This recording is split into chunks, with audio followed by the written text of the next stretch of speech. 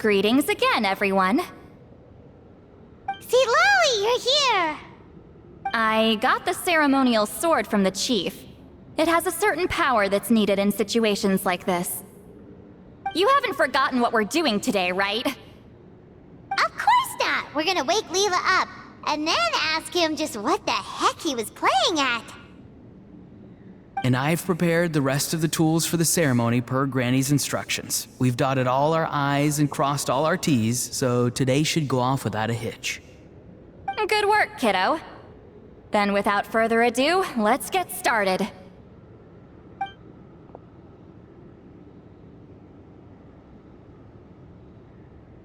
I give offerings from the mystic smoke, the gift of stars on a moonless night, a wreath of dreams in the swirling wind. Glory be to the ruler of death. Fade, fade, fade. Thrice uttered and thrice repeated. Whoa! Is this one of her magic spells? This whole place suddenly got cold. What's happening? Keep your voice down. We mustn't disturb her. We, the children of the Priest King, swear to abide by the ancient pact and tear through the veil of the Night Realm. I am Seedlali. Hear my command. I am the Shepherd of Doomsday. I am Akul Batil.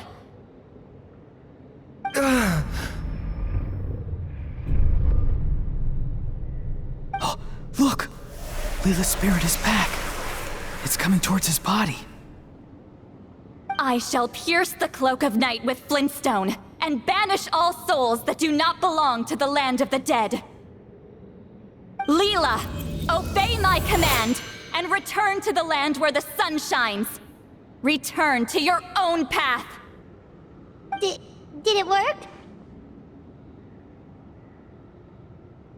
Huh? Where am I? And who are you?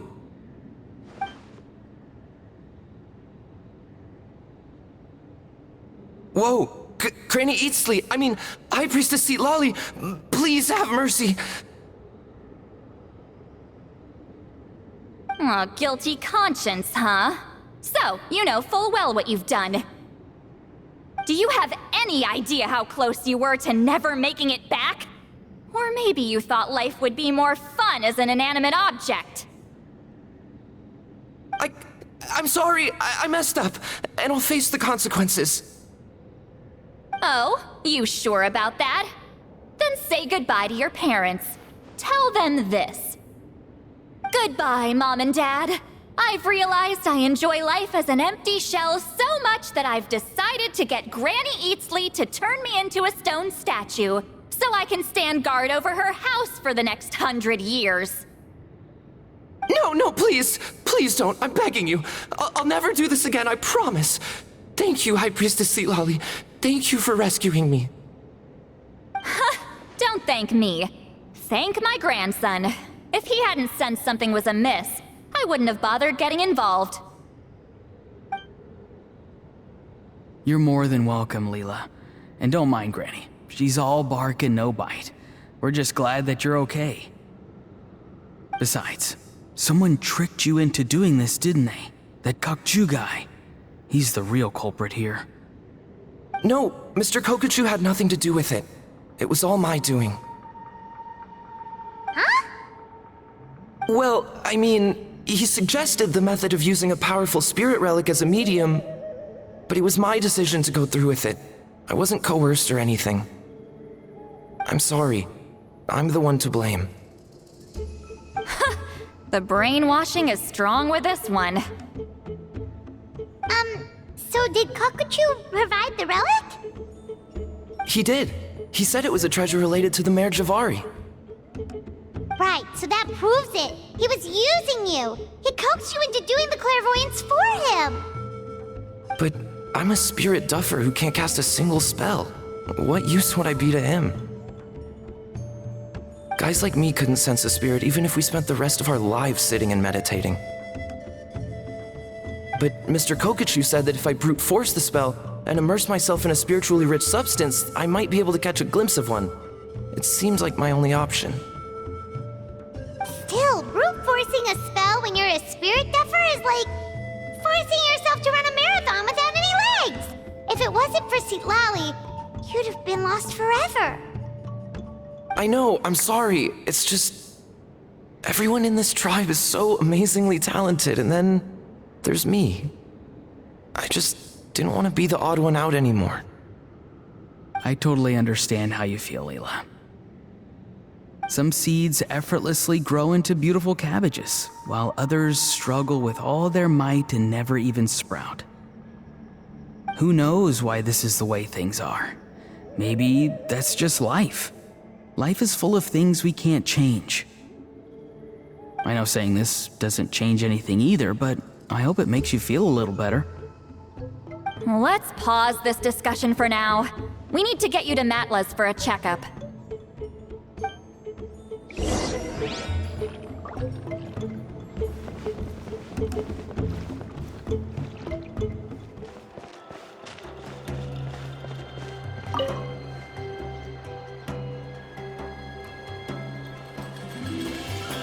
Okay, looking good.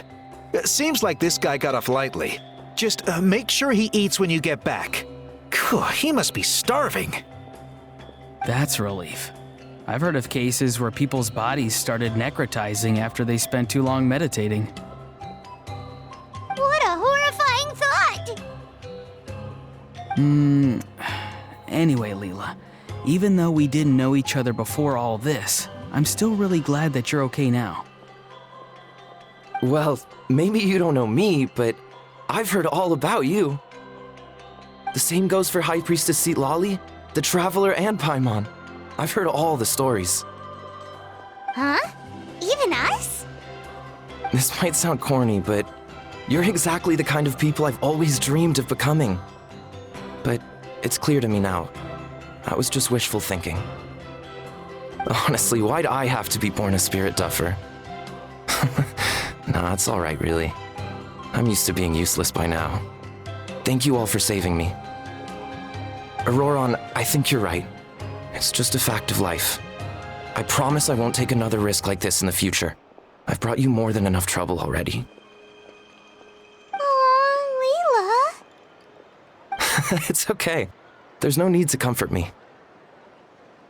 Hey, you little rascal. What are you talking about? Look at me. Huh? What's wrong, High Priestess Citlali? I said, look at me. Take a good hard look. Sense anything strange? Granny, what are you talking about? What do you think, Traveler? Another case of happy to help written on someone's face? Hold on. I think... either my mind's playing tricks on me, or her entire body is an illusion. No, it must just be my imagination. I wouldn't be able to see through something like that. Wait, I know this trick. It's the same one I used a while back. Granny snuck away from right under our noses. You see? You can perceive some spiritual abnormalities now. Congratulations. Really? But where are you going, Granny?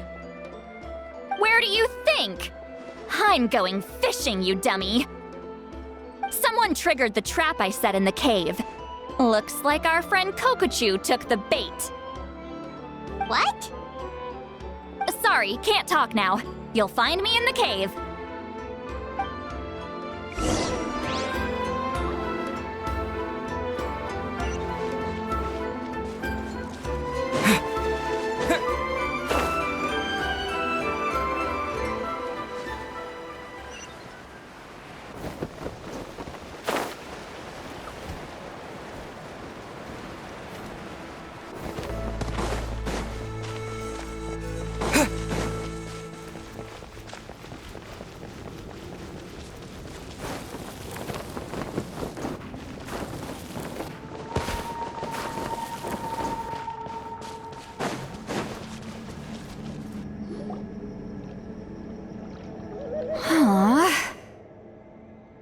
don't believe it. He got away. Oh, this is terrible. Why'd I have to go and act so cocky about it? I'm gonna look like such a fool.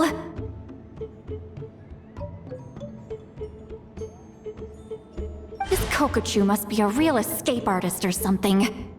But I can't tell them that. I'll have to think of something else.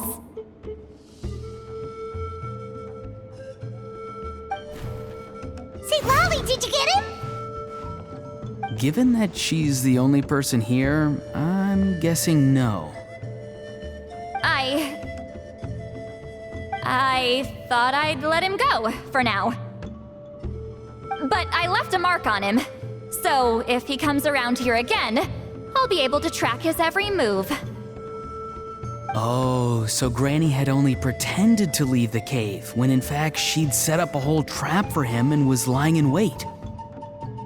Ah, so just like how you caught Auroron! But how did you know Kokochu would come here? Because I planted the bait here. The Mare Javari map and the bow shard. Left them both on the table. I had a feeling those were what he was truly after. And sure enough, my trap was triggered just moments after we left. So you really did set up traps here after all, huh? Of course. It's just that they'd never do anything to either of you. See? What did I tell you? So, Mr. Kokochu, you used me after all. This whole time, all you wanted was to find the location of the Mare Javari. That's right. I've been wondering about the shard he left ever since I came across it. Why did he leave it there? The moment I confirmed the Mare Javari's location, that's when I realized it was bait. He was counting on Leela's spirit getting lost, and the tribe coming to his rescue. Then, by helping Leela, we'd be helping him. Oh, so he was fishing too! It was all a ploy to lure in an actual clairvoyant who could look into the shard for him. Yep. And somebody fell for it, hook, line, and sinker. I'm sorry. I took the bait. But so did Granny. The nerve! I only got involved because of you, you little scamp! Either way, Kokchu played us like a fiddle. Huh. He managed to accomplish his goals without taking any of the risk himself. Pretty sneaky. You could say that again. Imagine if he tried to approach St. Lolly directly. She'd have seen through it right away. Although, actually, St. Lolly, why did you let him go? Because I couldn't risk using my full abilities here. He was a pretty slippery character, and if I'd kept him here by force, there could have been unintended consequences. Was it my fault for picking a bad place? I'm sorry. I went looking for somewhere with a wealth of spiritual energy when I first decided to help Leela, and ended up choosing this mad sage's hideout. Mad Sage? Yeah, he's napping right behind that wall. We'd have a whole new situation on our hands if we woke him up. That's why I decided against using my full abilities. I do have some good news, though. I snatched the shard and map back before he bolted, so I may have restrained myself, but I certainly didn't let him walk all over me. That's great! So he left empty-handed! Yes, sort of. The bad news is he did get a look at the map before he left. Not that the Mare Javari's last known location is a huge secret, but still. Yeah, that's kind of worrying. What if he's got some sort of diabolical plan? Don't worry. I'll keep tracking him. Also, Leela, if it's all the same to you, I'd like to give the shard and map to the Traveler as a gift. They might prove useful at some point in his journey. Absolutely. That's completely fine. The Traveler deserves it. None of us are interested in them. And if there's any chance of them leading you to the Mare Javari, I'm sure an adventurer like you wouldn't want to pass on that opportunity. Granny Eatsley has a sense for these things. So, Granny Eatsley? Do you think I'm still a spirit duffer? What kind of a dumb question is that? You saw through my illusion, didn't you? I mean, that's partly because I deliberately made it imperfect, but even then, a spirit duffer wouldn't be able to see through that. Auroron, give this guy some lessons when you've got the time. Leela, put in the work, and we'll see how far you get. Amazing. Life is so full of surprises. As long as you keep moving forward, you might just run into some fertilizer in the middle of the road. I'm so happy for you, Leela. Let's both give this our best shot, and who knows? We might both be beautiful cabbages one day.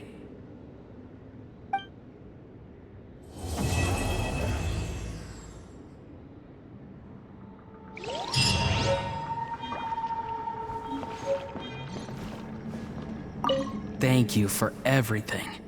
This would have been so much harder without you. These are for you. They're all homegrown. I hope you like them.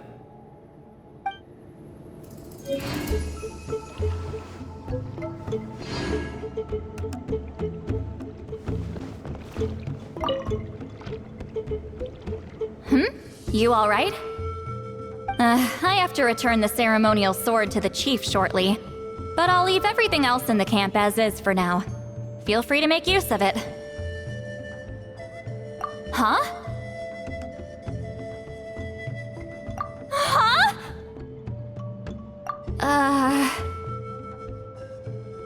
What is this? What's going on? How did he know I like those books? Has he been trying to find out what I'm into? No, that's ridiculous. Don't be silly. I bet Auroron sold me out. The little scamp. Still, he remembered. That's gotta mean something, right? Why make a note of some mundane detail like that? Focus! He asked me a question. How do I respond? Sure, why not? I should have some time later. I'll let you know.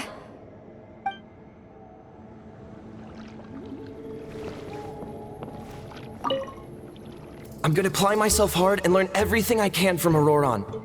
He'll make a cabbage out of me yet. Although, to be honest, I'd rather become a carrot. More nutritious, you know?